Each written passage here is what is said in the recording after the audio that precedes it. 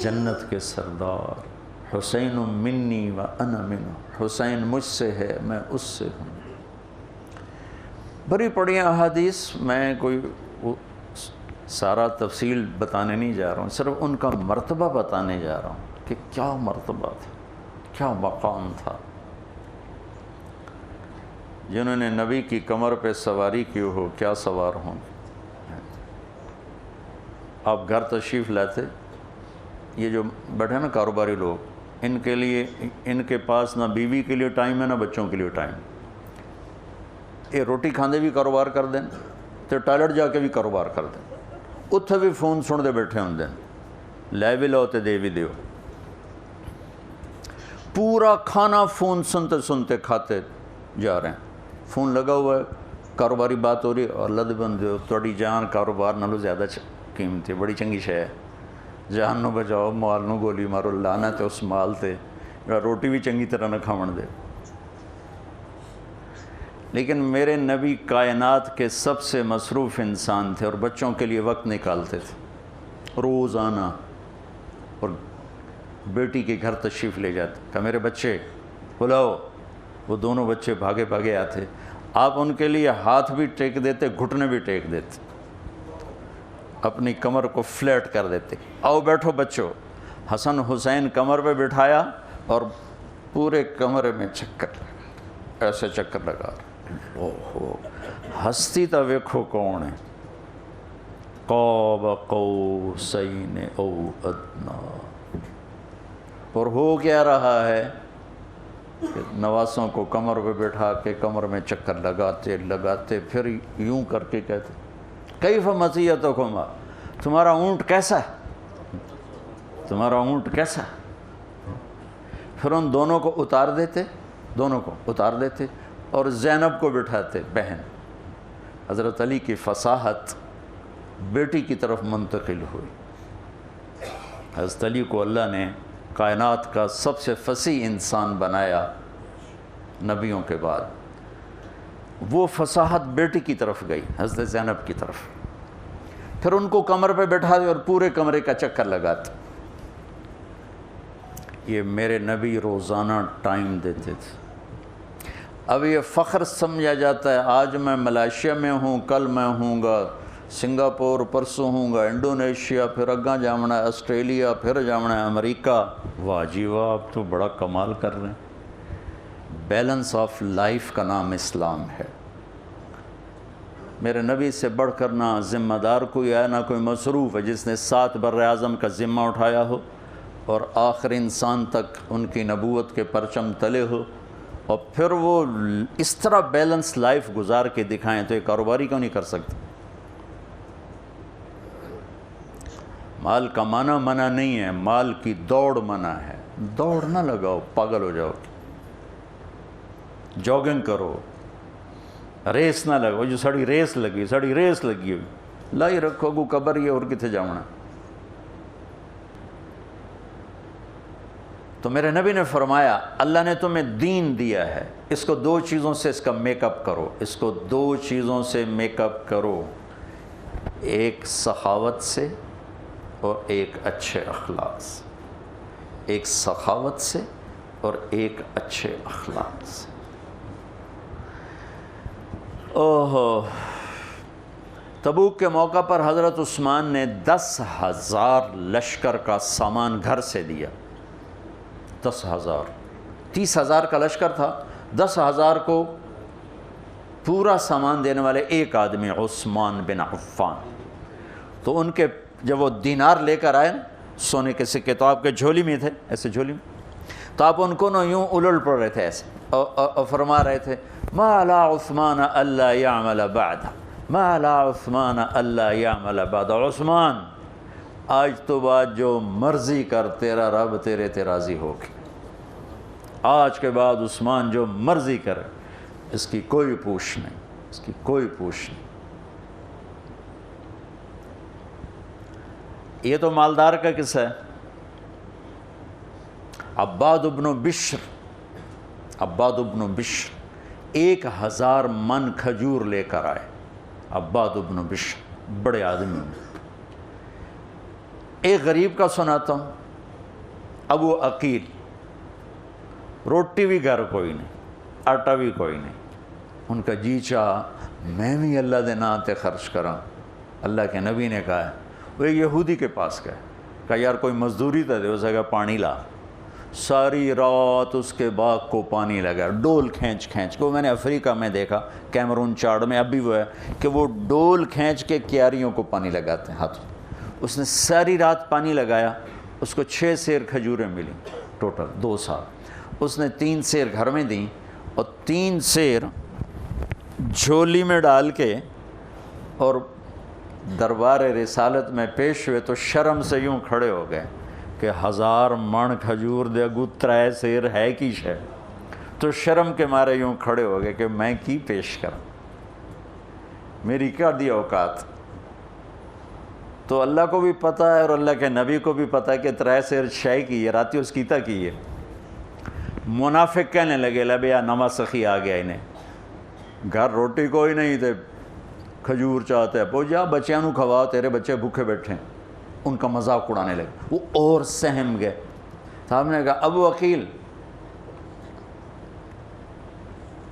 کہ اس کی کھجوریں لو اور ساری کھجوروں کے اوپر پھیلا دو، یہ ایسی برکت والی کھجوریں ہیں کہ ساری کھجوروں میں برکت آ جائے گی۔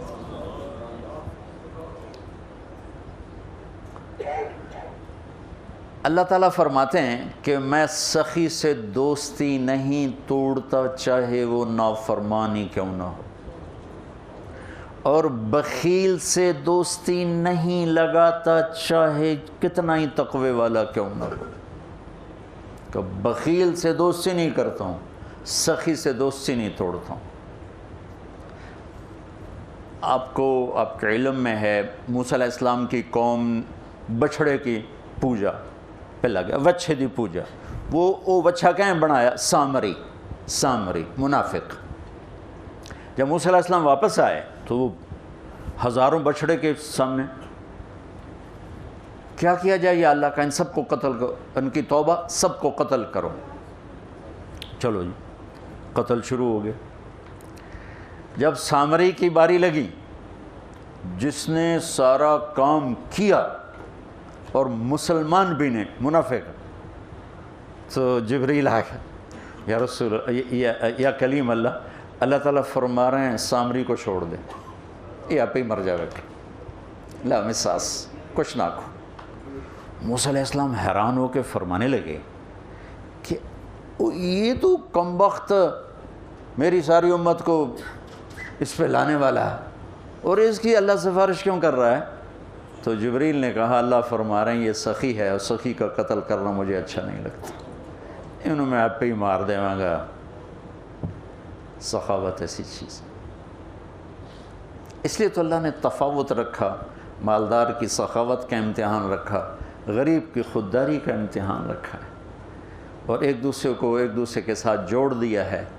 تو اللہ نے، میں نے ایک آیت پڑھی تھی، فَلَقْتَحَمَ الْعَقَبَةَ، یہ تعبیر پورے قرآن میں ایک جگہ ہے اور کہیں نہیں۔ نماز مشکل، روزہ مشکل، حج مشکل، جی جہاد مشکل، تبلیغ مشکل، تہجد مشکل، ذکر تلاوت، دین کے جتنے بھی احکام ہیں، کچھ مشقت تو ہے نا، مشکل تو ہے۔ کسی کے لیے یہ تعبیر نہیں ہے جو میں ابھی بتانے لگا ہوں، جو خرچ کرنے کے لیے تعبیر آئی ہے۔ اقتحام ہوتا ہے سامنے کوئی کھائی آ گئی، گھاٹی آ گئی، جی تو اس لئے پل تو ہوندے کوئی نہ ہے نا، تو عرب شاہ سوار گھوڑے کو اٹھاتے تھے تو وہ چھلانگ لگاتا تھا اور پار جا کے وہ گرتا تھا۔ اس میں لمبی کھائی میں خطرہ بھی ہوتا تھا کہ نیچے گر جائے، عین ممکن ہے گر جائے، تو اس کے لیے لفظ اقتحام، ہیوی ویٹ لفظ استعمال ہوتا تھا۔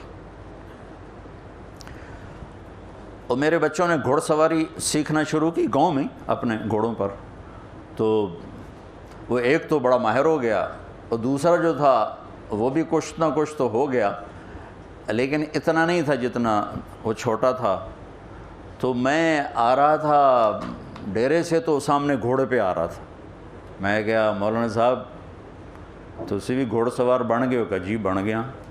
میں کہا ذرا کہ دوڑتا لاتے بھی کھاؤ. اور سامنے کھالا ٹپاونا ہے تسی گھوڑے نو. ایڈی ساری کھالی نا ایڈی ساری. میں کہا اے کھالا تسی ٹپایا تاں میں تمہیں گھوڑ سوار ماننا. انہوں نے کہا گل ہی کوئی. تو ایک ایکڑ پیچھے لے گیا اور گھوڑے کو دوڑایا. اب اتنی مہارت تو تھی نہیں. جب گھوڑا آیا قریب اس کو اٹھانے کا طریقہ نہیں آیا تو گھوڑے نے یوں گردن موڑی تو بیٹا صاحب عہدے جا ڈٹھے تھے, گھوڑا عہدے جا کھلوتا. وہ شکر ہے زمین کچی آئی, کچھ ہویا نہیں. اقتحام, گھوڑے کو اٹھانا اور جان خطرے میں ڈال کے کھائی کو پار کرنا.